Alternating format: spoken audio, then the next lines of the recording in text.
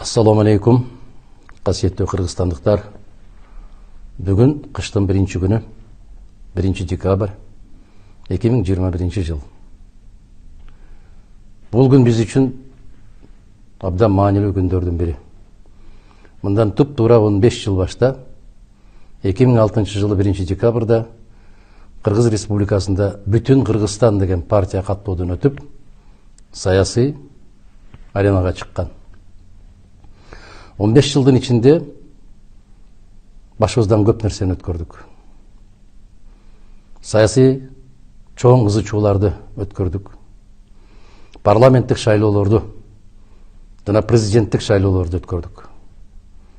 Саясий талаш тартыштарда өз ордубузду таба алдык. Эң негизгиси Бүтүн Кыргызстан саясий партиясы нукура элдик партия экендигин 15 жылдын ичинде далилдей алдык. Нукура элдин талабын талашкан, нукура эл эмнени ойлосо ойлогон, эл эмнени айтса айткан, эл эмнени эңсесе ошону эңсеген элдик партияга айландык. Бүтүн Кыргызстан саясий партиясынын курамына жылдан жылга мүчөлөрүбүз көбөйсө көбөйдү, азайган жок. Башка саясий партиялардан айырмаланып, бизде күн сайын партиянын курамына келип киргендер көп. Бүгүнкү эсеп менен 125 миңден ашык мүчөбүз бар партиябыз. Өзүбүздүн ордубуз бар, өзүбүздүн тарыхыбыз бар, өзүбүздүн жакшы жаман жактарыбыз бар. Кемчиликтерибиз да бар, артыкчылыктарыбыз да бар. Бир сөз менен айтканда, Кыргызстандын эли эмне менен жашаса, дал ошону менен жашап келаткан партиябыз. Аты бар, жыты жок партиялардан айырмаланып, күнүмдүк турмушта ар кандай окуяларга, ар кандай башыбыздан өткөрүп аткан жашоодо оң терс жактарына баа берип келаткан партиябыз.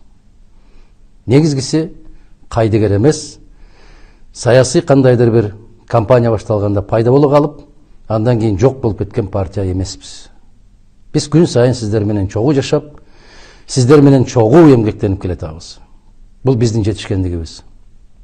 15 жылдың ішінде біз позициябызды да өзгөрткөн жокпуз, көз карашыбызды да өзгөрткөн жокпуз.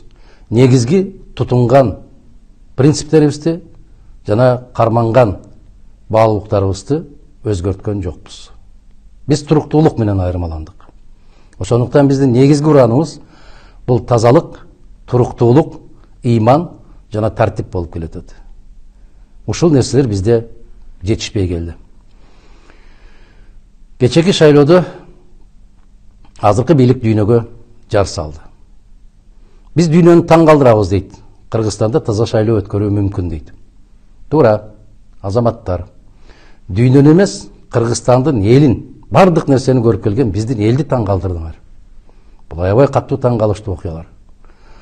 Эч кимге аты жок, эч бир жерде жолугушуп өткөрбөгөн, жетекчиси ким экенин да билбеген, кол бала партияңарды парламентке сүйрөп, чачтан сүйрөп алып баратасыңар. Шайлоо 28 ноябрда өттү. Бүгүн 1 декабрь. 3 күн убакыт өттү. 3 күндө 1 миллион 200 миңге жакын шайлоочу келген Кыргызстан санап бүтө албай атат. Дүйнөлүк практика кандай? Караңыздар. Россия Федерациясында 19 сентябрда шайлоо болуп бүттү. 144 миң калкы бар, 144 миллион калкы бар Россия 5 мүнөттөн кийин жыйынтыгын чыгарды. Түркияда шайлоолор өттү.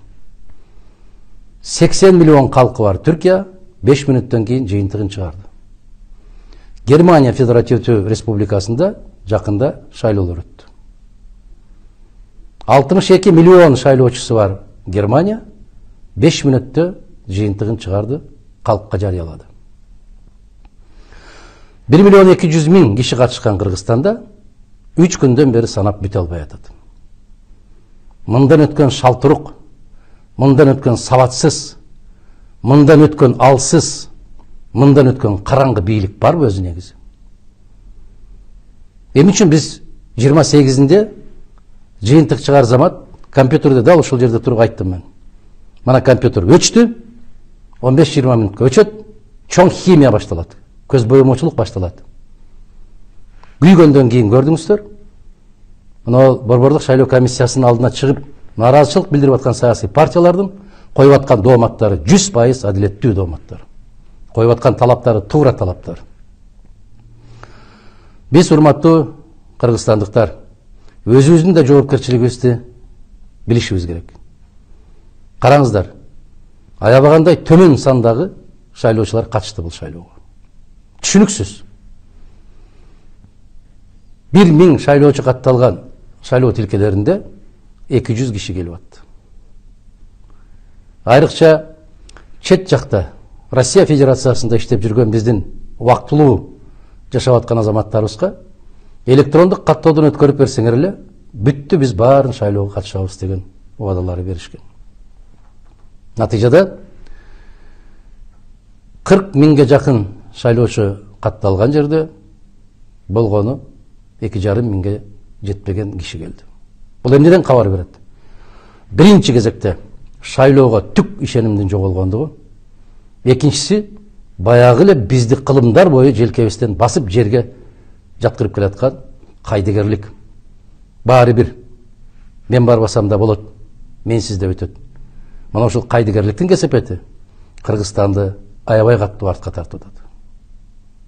Эмне кетмек бир саатта өз мамлекеттин, өз элиң үчүн, өз элиңдин тагдыры үчүн бир саат убактыңды демалышта коротуп коюуга дагы ыра көрбөгөндөн кийин биз өз тагдырыбызга нааразычылык билдирүүгө, бийликке нааразычылык билдирүүгө моралдык укугубуз калбайт. Мына ушундан пайдаланган бийлик каалаганын жасап баратат. Дагы бир жолу баса белгилеп айтам. Ушул кезге чейин бир да аты чыкпаган партияларды чачынан сүйрөп бараткандыгы бул өтө чоң уят иш. Дүйнөнү таң калтырдыңар. Чындыгында дүйнө таң калып отурат. Кече биз эл аралык байкоочулар менен да сүйлөштүк. Алар да таң калууда. Мындай окуя Кыргызстанда гана болушу мүмкүн дейт. Мына эл аралык бир байкоочулардан бирөөсү айтат, менин көзүмчө жанакы Корейдин кара жашыгы 3 жолу бузулду дейт. Андагы бюллетендерди алып бир жашыкка салып, кайрадан басып баштады дейт. Мындай бир да өлкөдө болбойт. Биз канча жолу айтабыз. Корейдин кара жашыгы кетмейинче, борбордук шайлоо комиссиясында туруктуу таза инсандар болмоюнча, Кыргызстандагы болгон бийлик бутактарына ишеним эч качан пайда болбойт. Менден сурашат, шайлоонун жыйынтыгына макулсузбу деп. Мен ошол 28-inde түндө айттым мен. Чоң химия башталды. Аябай бир адамдын акылына сыйбаган көрүнүштөр пайда болот деп. Мына ошол көрүнүштөр пайда болду. Экинчи жагы. Мына ушундай арам жолдор менен куралган бийлик кайсы бутагы болбосун, эл үчүн иштейби? Менин күмөнүм бар. Бүгүн биз эмне талап кылабыз? Мына ол кол санактар сөзсүз түрдө кол санак болгондон кийин ошол Корейдин кара жашыгына миллиондогон каражат которуунун кажети бар беле? Силер өзүңөр таза шайлоо өткөрө албайбыз деп колуңарды көтөрүп элге салып берсеңер, бир жериңер кемип калабы? Мына чырылдап чыгып аткан биздин жигиттерибиз абдан туура маселе коюп атат.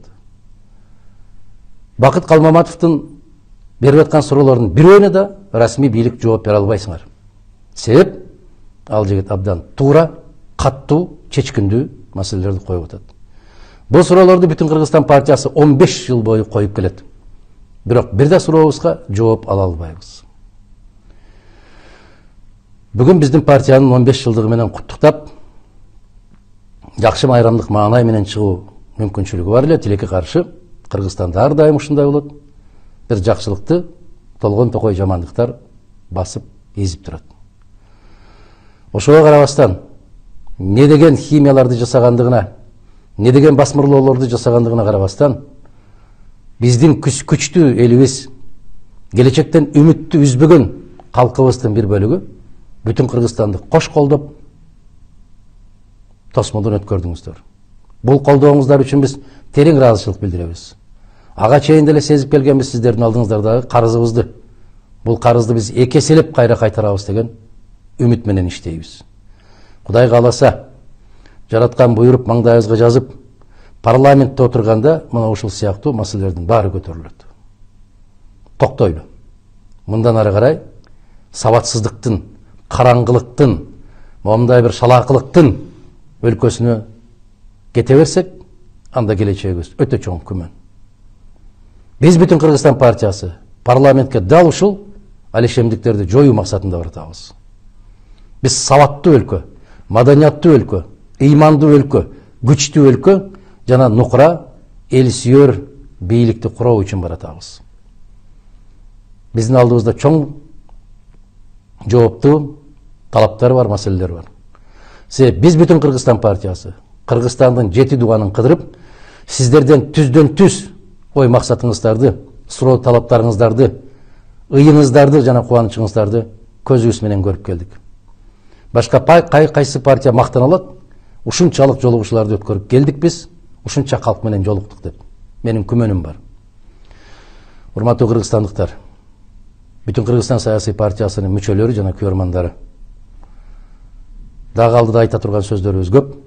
Бүгүн ошол 15 жылдыгыбызды эске алуу менен партиянын келечеги кең болсун, курамыбыз бекем болсун, баскан жолубуз түз болсун, ниетибиз ак болсун, ар дайым элдин кызматында болуп, элдин батасын алып, жаратканга да жагып, калдайган калкка да жаккан нукура элдик партия экендигибизди далилдеп жүрө беришти. Сиздерге да, биздерге да жараткан буйруган болсун. Дагы бир жолу колдооңуздар үчүн терең ыраазычылык билдирип, таазим этип, биздин ар бир күнүбүз, ар бир алган тажрыйбабыз элибиз үчүн жана жерибиз үчүн иштейт деп терең ишендирип кеткенге мүмкүнчүлүк бериңиздер. Биз Кыргызстан бар, биз барбыз. Кыргызстандын эли бар, бүтүн Кыргызстан бар. Бүтүн Кыргызстан ар дайым элдин кызматында болууга даяр. Чындык тарабында болобуз биз. Талапты каттуу жана чечкиндүү коебуз. Мыйзамдын талаасында аткарылса аткарылат, аткарылбаса анда биз дайым калк менен кеңешебиз. Калктын үнүн угабыз, калктын кубанычына дагы, кайгысына да ортоктошпуз. Биз элдин кызматкерибиз. Эл бизге кандай талап койсо, ошол талаптарды аткарууга дайым даярбыз. Майрамыбыз куттуу болсун, кышыбыз жеңил болсун.